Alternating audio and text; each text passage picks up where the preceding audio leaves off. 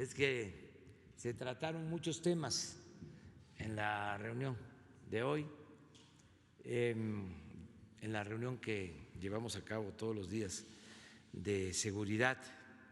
Hubieron muchos temas.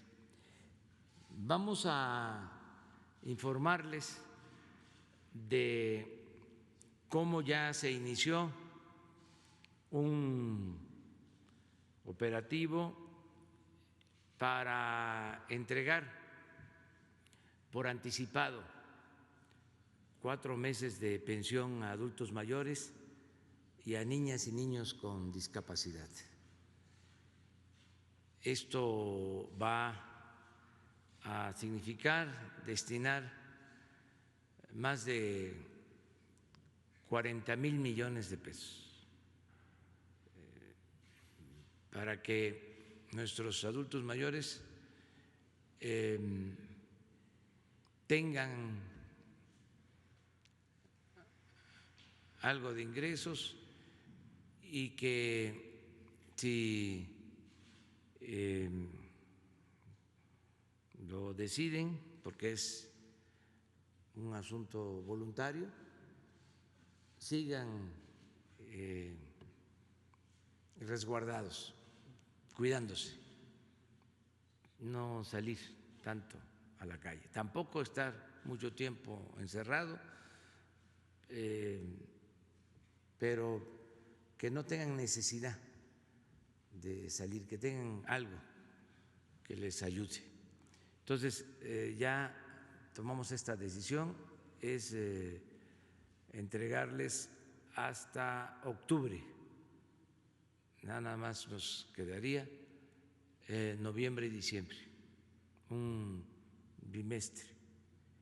Entonces vamos a que tanto María Luisa como Ariana Montiel, secretaria de Bienestar y subsecretaria, nos informe de este plan que ya inició. Entonces ustedes tienen la palabra.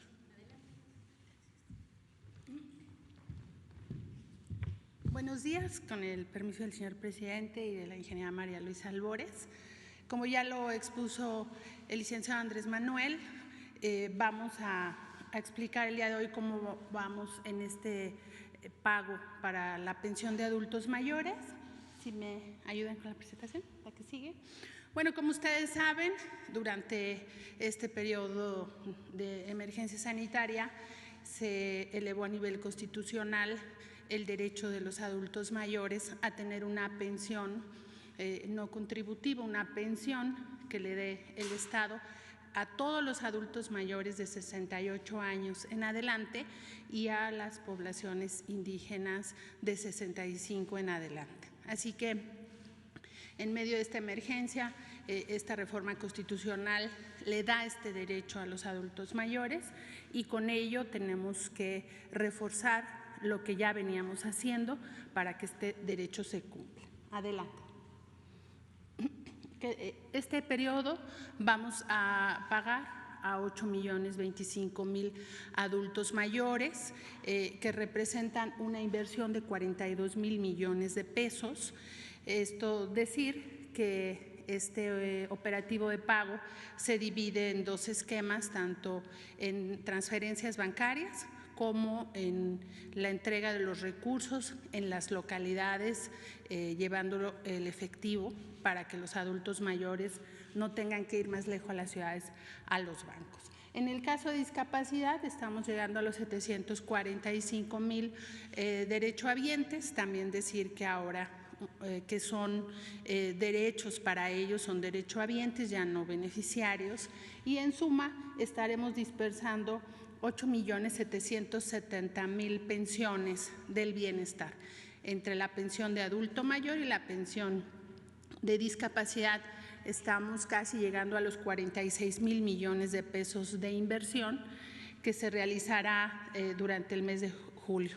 El día de ayer, el día 1 de julio, un motivo de celebración del segundo año de la llegada de nuestro movimiento a este gobierno para trabajar de manera profunda en la transformación, pues fue una manera de celebrar que el presidente nos instruyó que el 1 de julio estuvieran entregadas las pensiones de carácter bancario. Adelante. De tal manera que el día de ayer se dispersaron casi a 5 millones de personas adultas mayores y personas con discapacidad, en suma de ambas, y distribuimos 25.600 millones de pesos, de tal manera que estos recursos ya están en las cuentas de nuestros derechohabientes desde el día de ayer, quienes cobran por tarjeta bancaria. Esta inversión se hizo desde las 8 de la mañana, está en las cuentas bancarias de estos beneficiarios.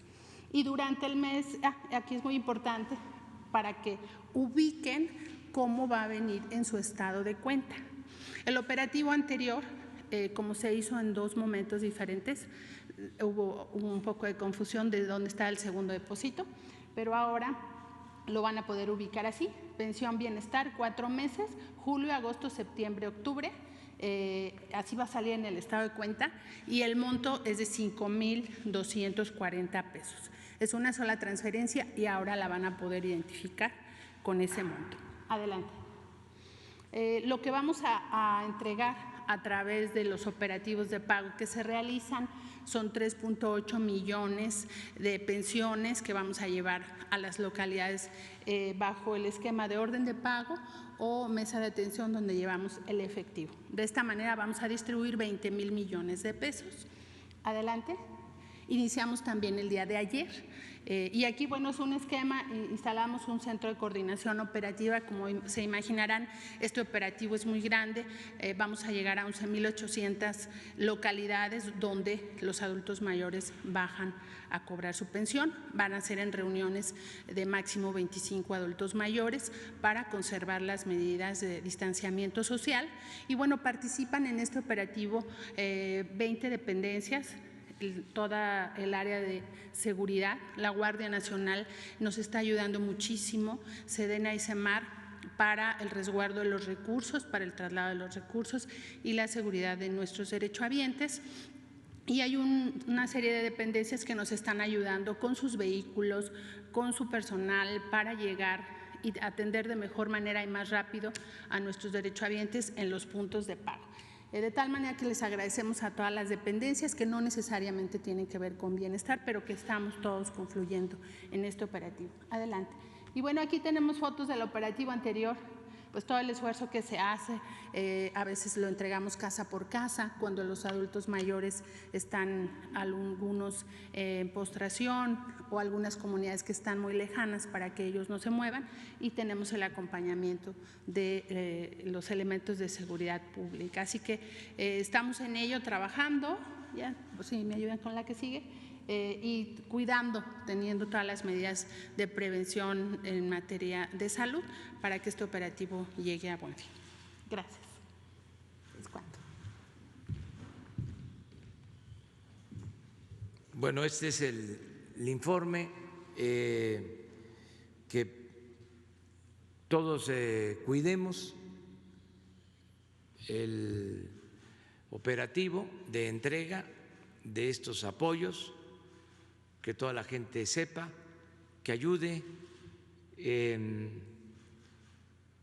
no tengamos dificultades, sobre todo que no haya asaltos, que no haya agresiones. Por eso acompaña a la Guardia Nacional, la Secretaría de la Defensa. Pero lo más importante es que nos cuidemos todos, que nos cuide el pueblo, que todos ayudemos, que sepan que este operativo ya inició y llega hasta las comunidades más apartadas. Ahora sí, vamos a preguntas. Quedaron de ayer pendientes. Silvestre Manuel.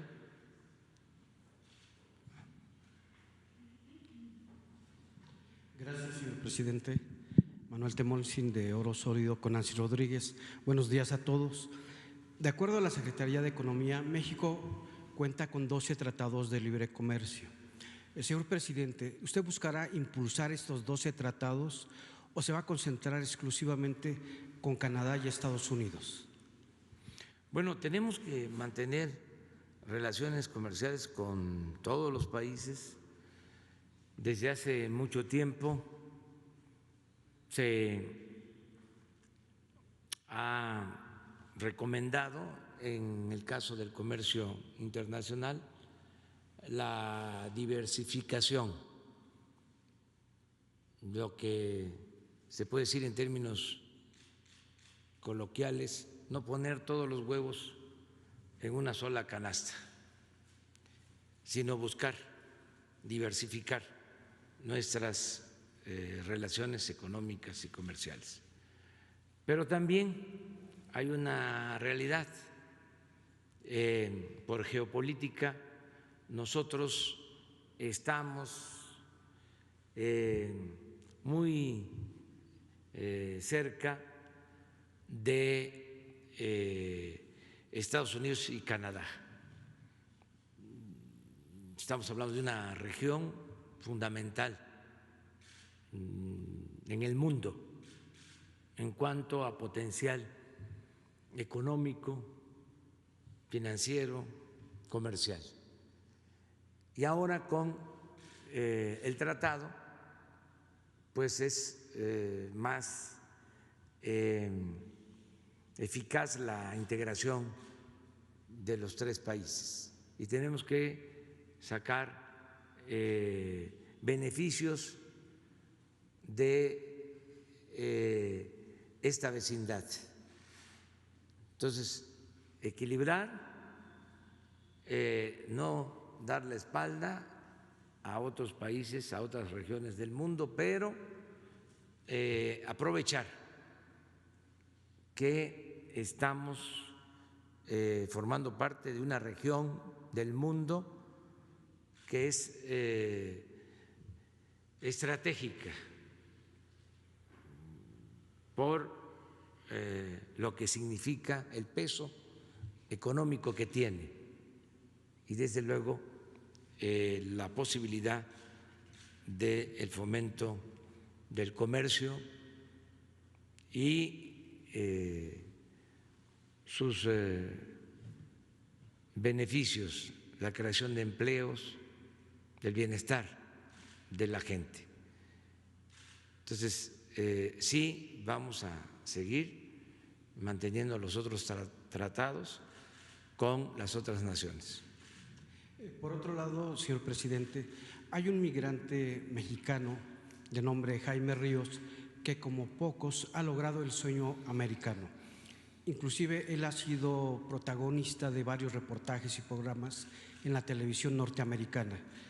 Si su agenda lo permite, cuando usted vaya al estado de Durango, él ha ayudado a su comunidad precisamente muchísimo y ha puesto una telesecundaria en el ejido Ignacio Zaragoza, municipio Simón Bolívar, en Durango. Si su agenda lo permite y si usted va a Durango, usted podría inaugurar este telebachillerato que es realmente un ejemplo y una gran ayuda para el estado de Durango. ¿Qué le responde? Que sí, que nos ponemos de acuerdo, es cosa de ver la agenda. Sí, le daré documentos con Jesús sí, y felicidades. Muchos migrantes se hacen cargo de ayudar en sus pueblos. Sí. Se reúnen migrantes y hacen obras públicas en sus pueblos. Eso también se agradece, además de las remesas. Eso es adicional. Ayer decíamos que a pesar de la pandemia, en el semestre las remesas, según nuestros cálculos, van a crecer con relación al año pasado, al primer semestre del 2019 van a aumentar 10% en promedio. Ayer el Banco de México dio a conocer que de abril a mayo aumentaron 18% las remesas. Entonces, muchas gracias a nuestros paisanos, migrantes. Por eso estoy optimista, entre otros factores, y siento que vamos a poder lograr pronto la recuperación. Lo que he venido sosteniendo de la V, que ya tocamos fondo y que vamos para arriba, porque hay indicadores buenos. Ayer di a conocer que a pesar de la pandemia creció el consumo en las tiendas departamentales, aumentaron las ventas en estos 6 meses con relación al mismo periodo del año pasado. Aumentaron como 8% en términos reales. Y el otro dato muy bueno es que cerramos junio con solo 82,000 empleos perdidos en los inscritos en el Seguro Social, cuando en abril se perdieron 555,000. O sea, ya tocamos fondo y vamos hacia arriba. Vamos a salir adelante. Claro, los informes oficiales de crecimiento económico pues van a reflejar la caída de abril, mayo, junio, pero ya puedo decir con seguridad que a partir de este mes empezamos a recuperarnos en lo económico y esa es una muy buena noticia. Gracias, señor presidente. Hans.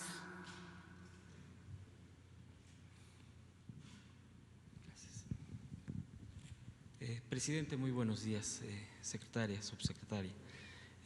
Hans Salazar, ZMG Noticias, Grupo Político y Zócalo Virtual. Bueno, aprovechando ahorita que usted comenta sobre los migrantes, presidente, en su visita de la próxima semana a Washington, ¿hay la posibilidad dentro de la agenda que usted va a manejar en estos días de 8 y 9 de julio, algún contacto, reunión o enlace con los migrantes, ya sea para tocar algún tema o para hacer algún tipo de agradecimiento directo con este tema del respaldo hacia la economía mexicana, con su compromiso, con las remesas, con el envío y no bajar la guardia? Bueno, eso lo vamos a seguir haciendo. Lo estamos reconociendo desde hace mucho tiempo, desde que inició el gobierno. Siempre hemos hablado y reconocido lo que hacen nuestros paisanos por la economía nacional y lo vamos a seguir haciendo porque de verdad es heroico. Muchos se tuvieron que ir por necesidad porque no habían oportunidades de trabajo en el país, se fueron a buscar algo que mitigara su hambre, su pobreza, salen adelante y ahora nos están ayudando. Es realmente sublime, es heroico lo que hacen. Vamos a seguirles reconociendo, eso es un aporte fundamental. Imagínense en esta situación de crisis económica por la pandemia y nos llegan estas remesas. ¿Cuántos países tienen este ingreso en el mundo? Nosotros debemos de ser el segundo país en el mundo que más remesas recibe, segundo o tercero.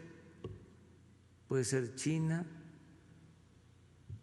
a ver si lo buscamos, la India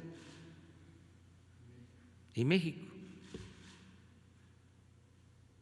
Pero cuando hablamos de casi 4,000 millones de dólares al mes, como sucedió en marzo,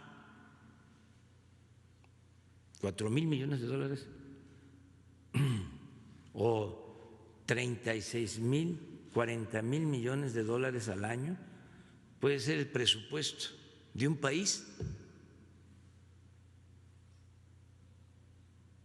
Entonces, sí es mucho el apoyo, el aporte. Agreguemos que esto va abajo. Son como 10 millones de familias que se benefician de 32 millones de familias aproximadamente, 10 millones, pues estamos hablando de un tercio de la población y son los de abajo, los más necesitados.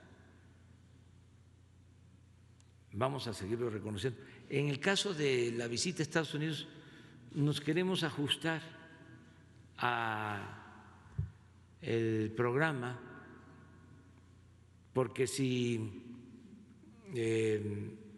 vamos con un grupo, pues tenemos que ir con otros. Estamos recibiendo invitaciones. Yo aquí aprovecho para decirles que muchas gracias porque quieren reunirse con nosotros, no solo nuestros paisanos migrantes, sino también de asociaciones empresariales de México que están trabajando en Estados Unidos, también de organizaciones de académicos, de legisladores de Estados Unidos, pero no vamos a poder cumplir con un programa muy amplio. Vamos a celebrar la entrada en vigor del tratado y a encontrarnos con el presidente Donald Trump con este propósito. Presidente, 2 puntos más muy concretos quisiera plantearle. Hace un par de días el secretario de Salud del gobierno panista de Querétaro confesó que mintió sobre el número de camas para evitar el envío de pacientes contra COVID del Estado de México y de la Ciudad de México. Esto es un tema muy grave, me parece, porque pues atenta contra la salud de los mexicanos. Finalmente, en el tema contra este tipo de emergencias, pues no debería de haber una distinción. Aquí se ha planteado mucho el apoyo interestatal entre todos. ¿Usted tendrá algún dato de otra situación similar? ¿Usted qué respuesta da a esto? ¿Hace algún llamado para que pueda haber mayor solidaridad y respeto hacia este tema delicado? Y el segundo punto que yo le quisiera preguntar, presidente, Nuevamente Guanajuato, con la situación de violencia que pues sigue, usted lo ha tocado todos estos días, el día de ayer también. Sin embargo, a diferencia de ayer, que fue un día muy fuerte en este tema, el gobernador de Guanajuato prácticamente está declarando ya de manera directa a su gobierno, usted una ayuda, un SOS, porque sí pide una coordinación federal. Usted ha sido muy claro en esto, que ha estado la Guardia Nacional, que las mesas de seguridad, pero ahorita él hace énfasis directamente ya pidiéndole esa ayuda de emergencia, así lo denota en una expresión del día de ayer. ¿Qué respuesta le da directamente al gobernador de Guanajuato? Y el otro punto que le acabo de mencionar. Le agradezco, presidente. Bueno, acerca de lo primero, pues no es general. Ha habido buena coordinación con todos los gobiernos estatales en el caso de la pandemia. Una muestra de ese trabajo conjunto pues es el que están enviando de todos los datos que se proporcionan de los estados para que se informe, para que el doctor Hugo López-Gatell pueda informar. También hay conferencias con todos los gobernadores, están de acuerdo en el manejo, la aplicación del semáforo. O sea, hay un trabajo conjunto y yo recuerdo que inicialmente cuando teníamos dificultades aquí en la ciudad porque no había ventiladores para atender enfermos de terapia intensiva, se fue a estados, lo hizo el Seguro Social, donde tenían ventiladores que no estaban utilizando para traerlos aquí a la ciudad y no hubo ningún problema. Recuerdo que se trajeron ventiladores de Sonora y hubo colaboración de las autoridades locales. Y luego, pues ya que empezamos a tener los ventiladores, a adquirir ventiladores, se empezaron a distribuir ventiladores a todo el país. Yo también recuerdo que cuando comenzó la pandemia y se empezó a manifestar, no de manera uniforme en todo el país, sino que empezó a pegar más fuerte en ciertas regiones. También celebramos que esto sucediera porque nos iba a permitir mover equipos, personal especializado de un estado a otro, que terminando la pandemia o disminuyendo la pandemia, el número de hospitalizados en una región, como está sucediendo ya afortunadamente en el Valle de México, que está bajando el número de hospitalizados, que se pudieran mover equipo donde se requieren, se necesitan, trabajar de manera coordinada. Eso es lo que ha prevalecido. Lo otro no ha sido, vamos a decir, la regla. Puede ser la excepción, pero no la regla. Acerca de Guanajuato, en efecto, lo de ayer fue muy fuerte. No vamos nosotros a abandonar al pueblo de Guanajuato, ya lo hemos dicho, ayer lo expresé. Tenemos elementos de la Secretaría de Marina, de la Secretaría de la Defensa Nacional, la Guardia Nacional, van a continuar protegiendo a la población. Es una situación muy grave lo que se está padeciendo en Guanajuato. Vamos a seguir apoyando, ¿sí? Esto pues no tiene que ver con cuestiones políticas, partidistas, nada más el llamado a que se trabaje de manera coordinada.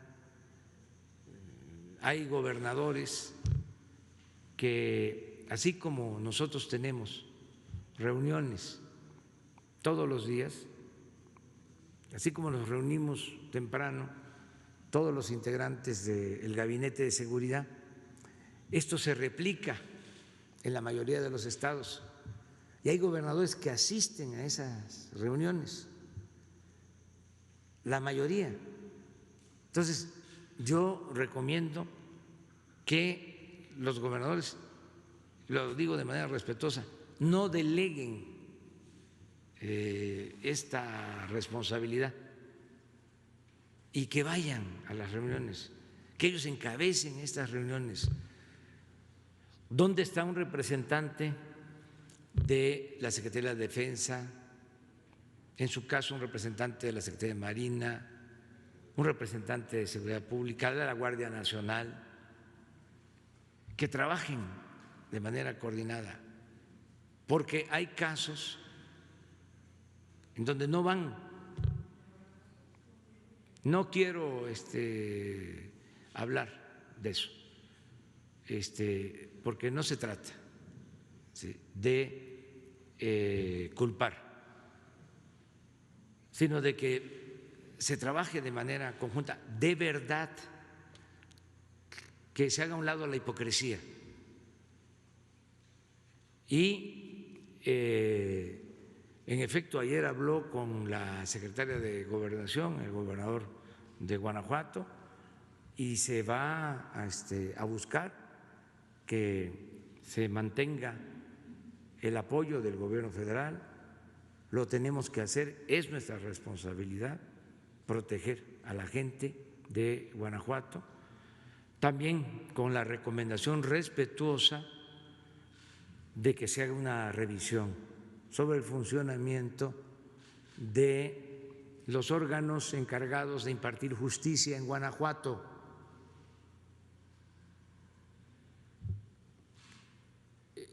Eso no es injerencismo.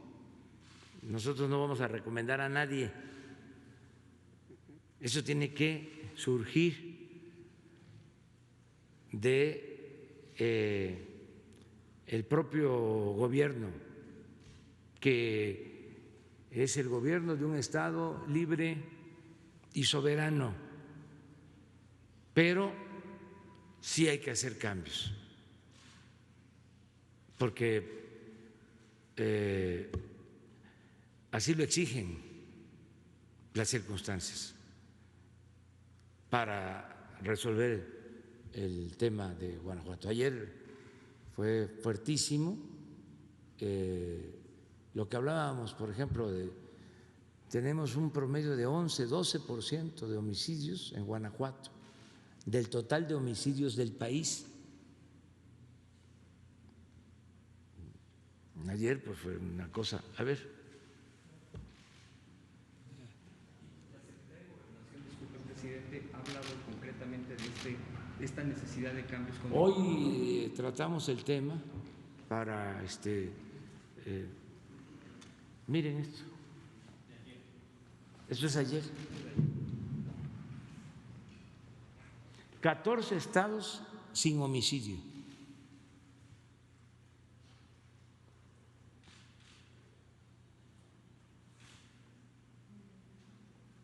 Y 36% de los 92 en Guanajuato, 53% en 3 estados, Guanajuato, Puebla y Michoacán, pero bueno, 33, 8, 8.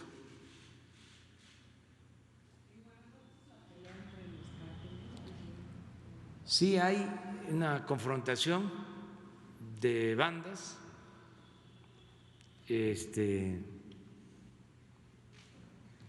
y son agresiones entre ellos en la mayoría de los casos, pero nosotros no queremos que nadie pierda la vida.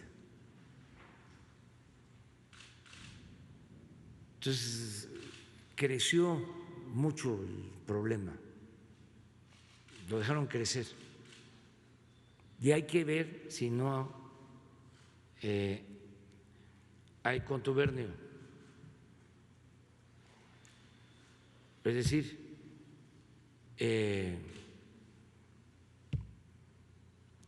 asociación delictuosa entre delincuencia y autoridad. Porque una de las cosas que se debe de evitar es esa asociación delictuosa. Tiene que haber línea de división, tiene que pintarse la raya. Una cosa es la delincuencia, otra cosa es la autoridad. Por cierto, ayer sucedió un caso también que demuestra lo que sucede todavía, porque estaba todo podrido. El modelo neoliberal o la política de pillaje corrompió casi todo el gobierno. Afortunadamente, el pueblo de México es honesto, porque hay que diferenciar.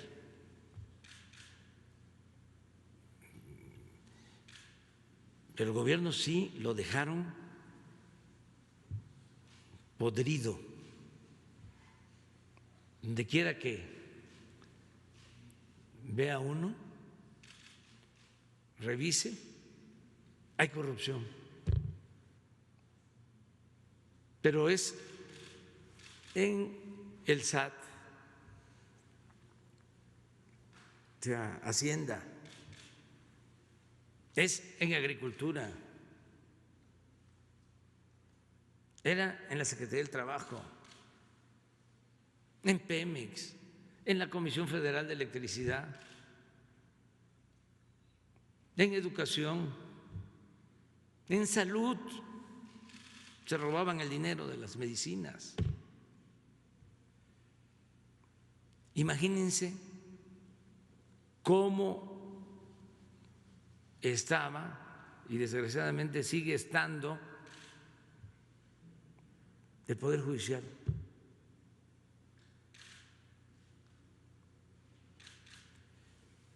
Arriba se han dado cambios. El presidente de la Suprema Corte, ministro Saldívar, es un hombre íntegro, recto, honesto,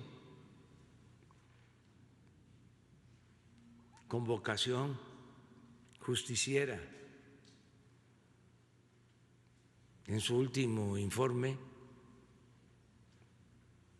dedicó casi todo el tiempo a hablar del combate a la corrupción. Arriba también ya ha habido cambios de ministros, porque el mal llegaba hasta la cúpula, así como llegaba hasta arriba en el Poder Ejecutivo, lo mismo en el Poder Judicial. Se están dando cambios en el Consejo de la Judicatura, también está entrando gente honesta, pero hacia abajo, y esto pasa también aquí en el Poder Ejecutivo, falta seguir limpiando. Fíjense, antier da a conocer el fiscal general de que se detuvo a uno de los presuntos responsables de la desaparición, uno de los más importantes involucrados en la desaparición de los jóvenes de Ayotzinapa, y que ya se le detuvo. El fiscal sale a informarlo. Y en 24 horas, o en muy poco tiempo, lo dejan en libertad. Yo creo que ni tardó 24 horas porque a las 12 de la noche lo sueltan. O sea, no es un asunto de rutina de que un ministerio público consigna y el juez libera. Estamos hablando de el fiscal general de la República. Es una afrenta a las instituciones, al Estado.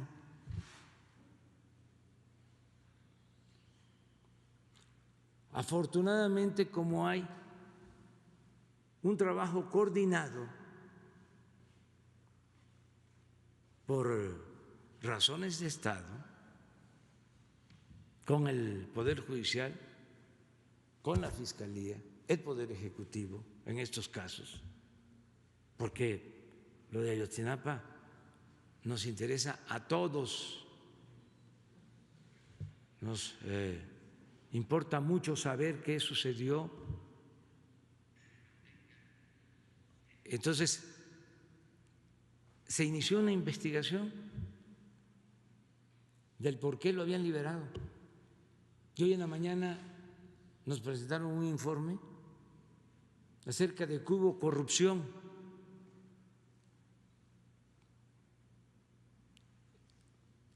en el juzgado que ordenó la libertad. Y se tienen las pruebas.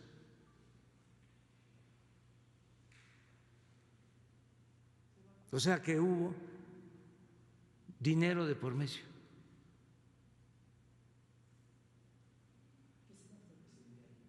Entonces, pues se va a actuar castigando a los responsables. Y lo digo aquí porque estas cosas se ocultaban. Y todos tenemos que saber de estos actos de corrupción, estigmatizar estos actos de corrupción para que no se repitan. O sea, puedo decirles que la libertad de este señor presunto responsable de los hechos, entre otros, de la desaparición de los jóvenes de Ayotzinapa, tuvo que ver con un acto de corrupción del juzgado, en donde se le otorgó la libertad. Y yo espero que la Fiscalía presente todas las pruebas y que si una prueba se da a conocer que tenga que ver con la corrupción y por el debido proceso esa prueba queda nulificada, mi opinión es no le hace, pero que se conozca, que la gente se entere. Ya van a haber seguramente otras pruebas. Tiene que castigarse a los responsables. Es un delito gravísimo.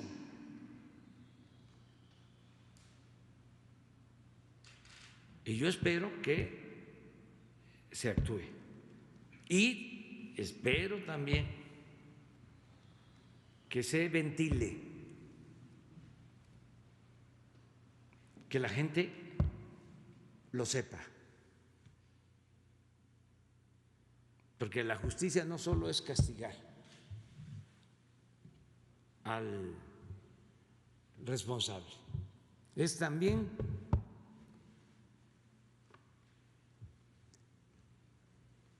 evitar la repetición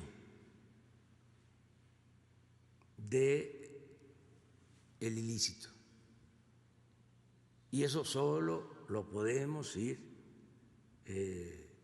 resolviendo con una voluntad colectiva, con una participación de toda la sociedad, repudiando esos hechos de corrupción. Porque antes se cometían actos de corrupción y los involucrados ni siquiera perdían su respetabilidad. Era como algo de gente muy audaz, muy viva.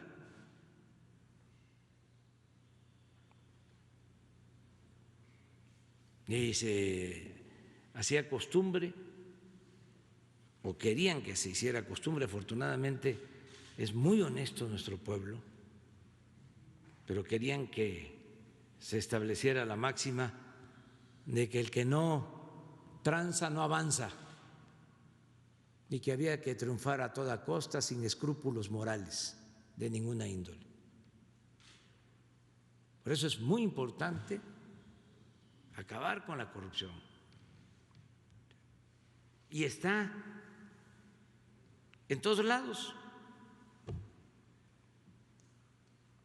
Y es lo que más ha dañado a México.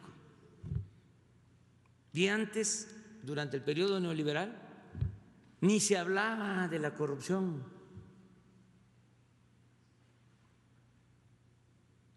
No era tema. Y se trata del principal problema del país. Por eso, la transformación que nosotros postulamos y llevamos a la práctica tiene como eje, como objetivo principal, desterrar la corrupción. Entonces, a la pregunta de lo de Guanajuato, le agrego esto, que no me lo preguntan, pero que estaba obligado a decirlo. Vamos a esperar a que la Fiscalía informe sobre este caso. Muy bien, vamos con Paul. Buenos días, secretario. Presidente, buenos días. Supongo que es ni uno más ni un corrupto más en gobierno. Antes de tocar el tema, le quiero recordar dos casos que le he planteado. El primero es hablar sobre nuestros paisanos, nuestros héroes mexicanos que trabajan en el extranjero.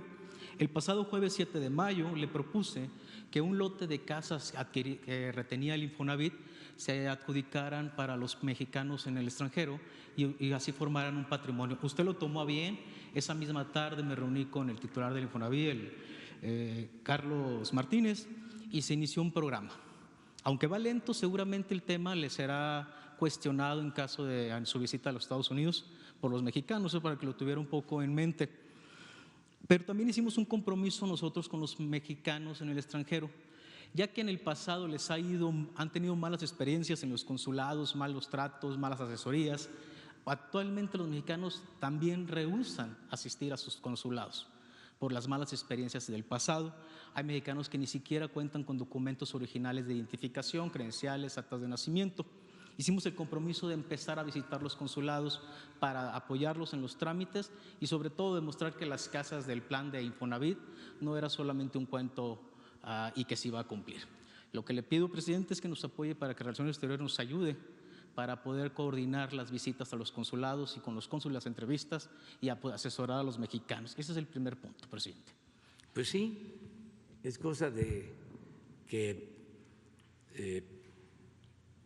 platiques y propongas al secretario de Relaciones Exteriores, a Marcelo Ebrard, este asunto, para que se den facilidades y que puedan tener relaciones con los cónsules de México en Estados Unidos. Segundo punto, pues, recordatorio, usted dice lo malo no termina de morir y lo bueno no termina de nacer. El pasado martes 5 de mayo le comentaba la corrupción que impera en el Hospital General de México, una red que dirige el director general con los jefes de enseñanza, de neurocirugía y de urología. Retienen cheques de las becas de los jóvenes de médicos residentes, cobros ilegales, castigos al más estilo de esclavitud de los siglos pasados.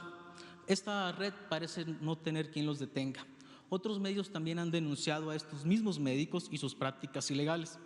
Pero en este momento, presidente, los jóvenes que le planteaba esa vez, médicos residentes, que fueron expulsados con el único objetivo de robarles sus becas, al día de hoy no han podido regresar. Nuestro secretario de Salud, el doctor Jorge Alcocer, ese día reconoció los grandes errores y problemas que tiene el sistema médico de enseñanza y actualmente no hemos logrado encontrar el cobijo. De nuevo, presidente, le hago el mismo planteamiento que hice ese día. Le pido que sea usted quien abandere al neurocirujano Omar Gómez, al urólogo Iván Bustos, al cardio Víctor Oviedo, que es ecuatoriano, para que reinicien y no pierdan hasta 6 años de estudios. Estamos a nada de que se pierdan sus 6 años de cada uno de los estudios, porque la corrupción no termina de morir en ese hospital, presidente. El tercer tema ahorita se lo planteo. Bueno, le pedimos al encargado médico, Alejandro Schwarz, que lo atienda hoy mismo, este asunto. Está enterado. Y los últimos 2 puntos, presidente. ¿Habrá posibilidades de que la Lotería Nacional presentara un informe de cuál fue el desgaste o la situación de todo este tiempo que no hubo sorteo? Los billeteros pues, están preocupados, cómo se va a reactivar y también cómo va la rifa del avión. Y en un segundo punto, hay un sector de la sociedad que no ha cabido en ninguno de los créditos que usted presentó. Ahora con la reactivación de la economía y la nueva normalidad se plantea una nueva derrama económica y hay un pequeño sector que le hace una petición. Los pacientes de COVID que no pudieron ingresar a hospitales públicos y que se tuvieron que ir a un hospital privado traen deudas por arriba del 1,000,000. No le piden dinero regalado, piden una línea de crédito para poder pagarla en un año, pero las deudas porque tienen en riesgo ahorita las casas, el local comercial y pues no tienen ingresos. Nada más piden esas 2 cosas. Si hay posibilidades de que se active una línea específica para ellos. Son montos grandes, pero tienen y pueden pagarla en un año. Sí, lo vemos.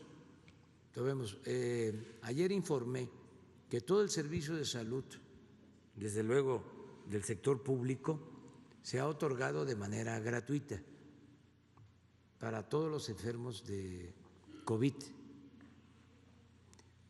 Pero en este caso de atención en hospitales privados vemos esta situación y sí tenemos todavía disponibilidad de créditos. Nos propusimos otorgar en créditos de todo tipo, porque son para servidores públicos, para trabajadores, en el caso de vivienda, para pequeñas, medianas empresas, créditos incluso personales, 4 millones. Y ayer informé que se han entregado en 3 meses alrededor de 1.300.000, o sea que falta todavía. Entonces, con economía, ¿sí? para verlo con Graciela Márquez y con Emiliano Calderón, que es el que está viendo lo de créditos para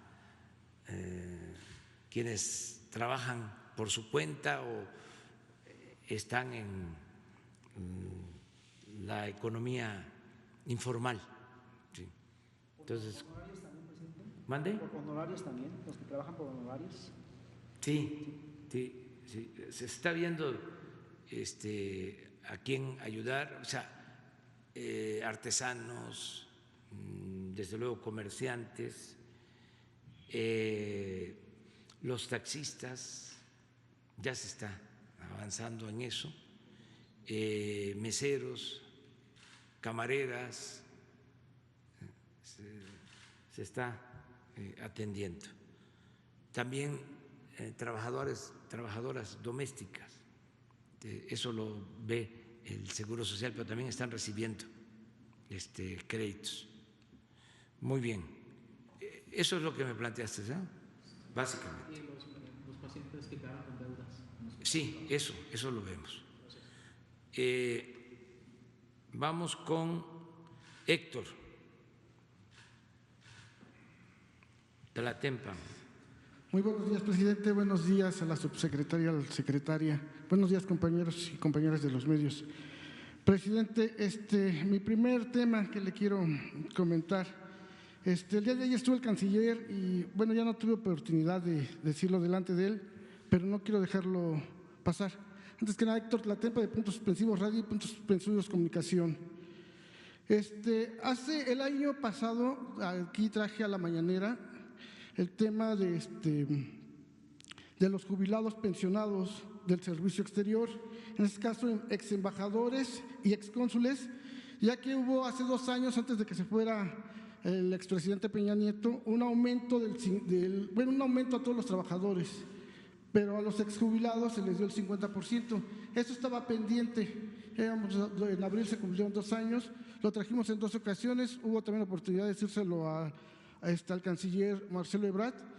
Y bueno, en este sentido nosotros tenemos algunos invitados de repente en nuestras mesas de debate a estos exjubilados y pues estaban muy agradecidos porque nos avisaron que ya fue pagado estos retrasos que tenían de estos 2 años, ya lo recibieron, el 50% de aumento, y pues querer agradecerle a usted y también al canciller pues porque ya cumplieron, ¿no?, lo que había también comentado el canciller.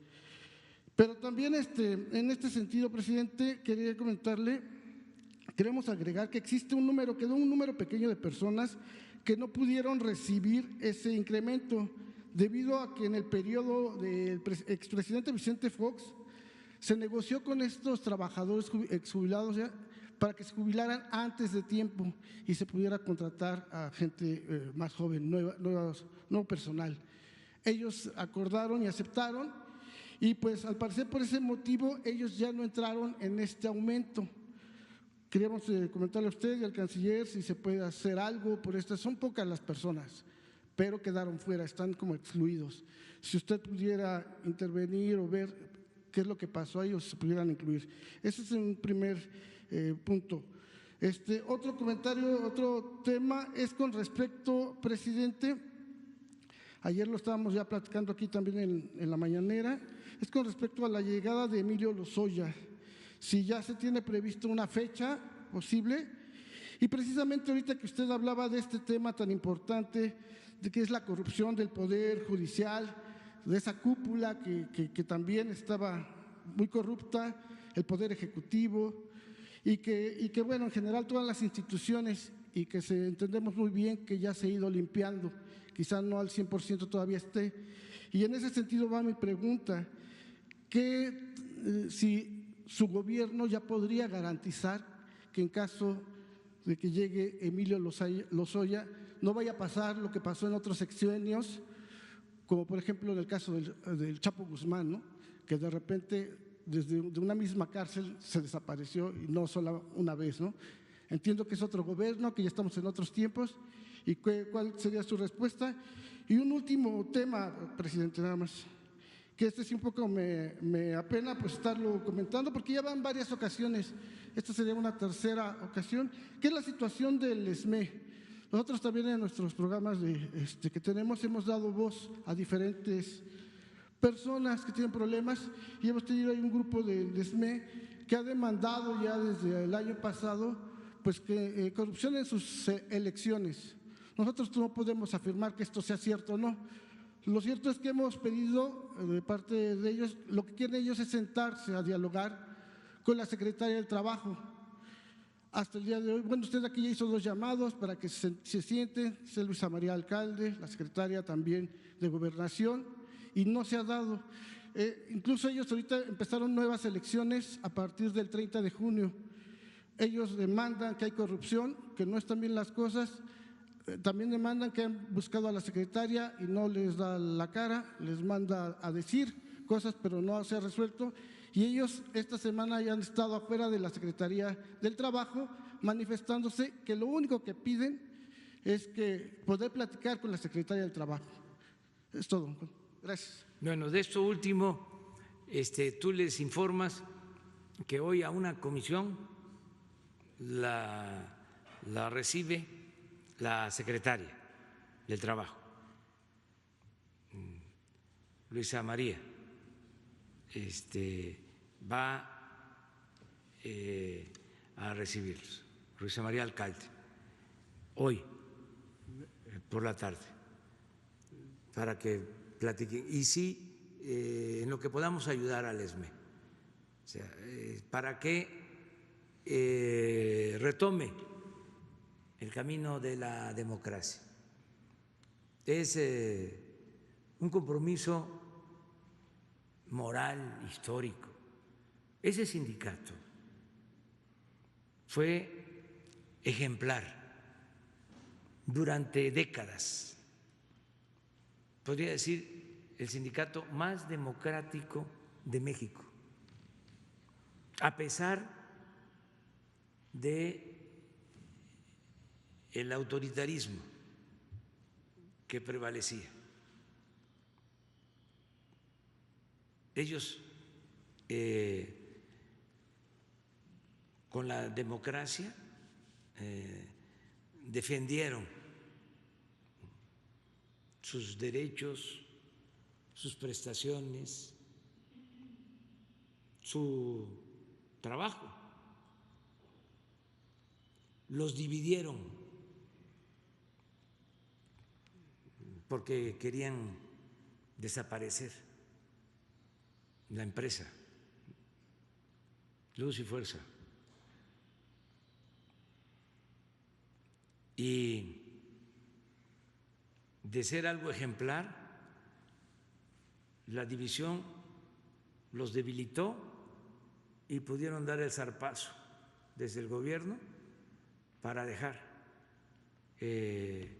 sin trabajo a 40,000 trabajadores. Eso no se olvida. Entonces, luego hubieron liquidaciones y ya lo que continuó pues fue la fragmentación de ese sindicato ejemplar, grupos y en algunos casos cooptación de dirigentes por parte del gobierno. Entonces, todo lo que podamos hacer por ayudar a que regrese la democracia al ESME. No es de esos sindicatos en donde nunca ha habido democracia. Hay sindicatos en donde nunca ha habido democracia, desde que nacieron. El que los constituyó se convirtió en el líder y desde entonces sigue mandando. No es el caso de el ESME. Entonces, tenemos nosotros una obligación moral y vamos a ayudar.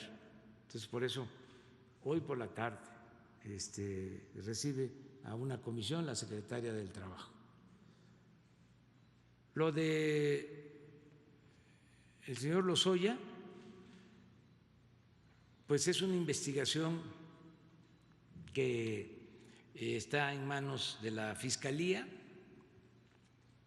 Lo mismo, vamos a que se contribuya, se apoye desde el Ejecutivo en lo que podamos, respetando la autonomía, la independencia de la Fiscalía General de la República. También recordar, ya no es el tiempo en que la Procuraduría de la República dependía del presidente. Ahora es una institución autónoma, afortunadamente en buenas manos, porque Alejandro Gertz Manero es recto. Entonces, no hay nada que temer,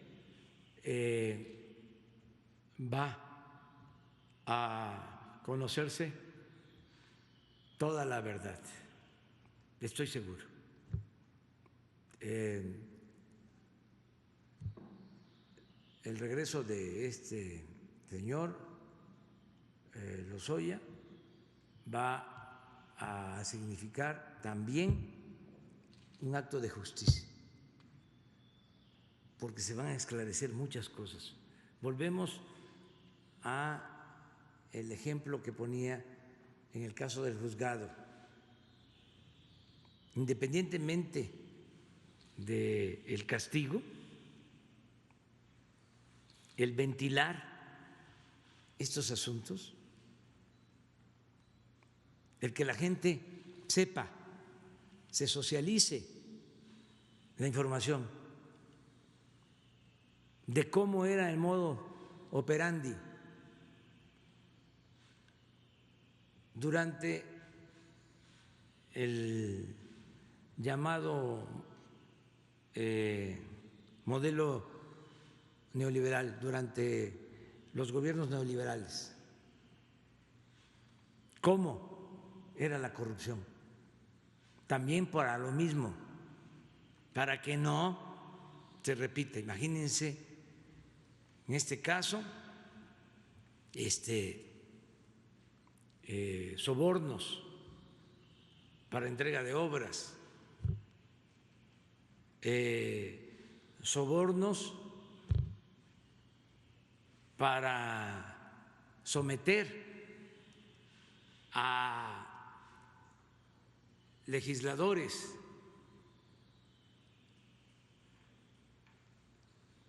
sobornos para comprar a todo el que se dejaba y a costillas del erario.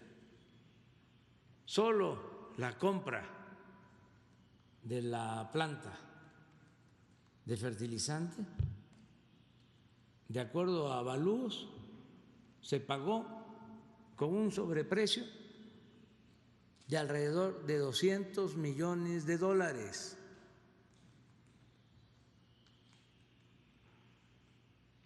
Entonces, ese dinero también hay que recuperarlo. $200 millones.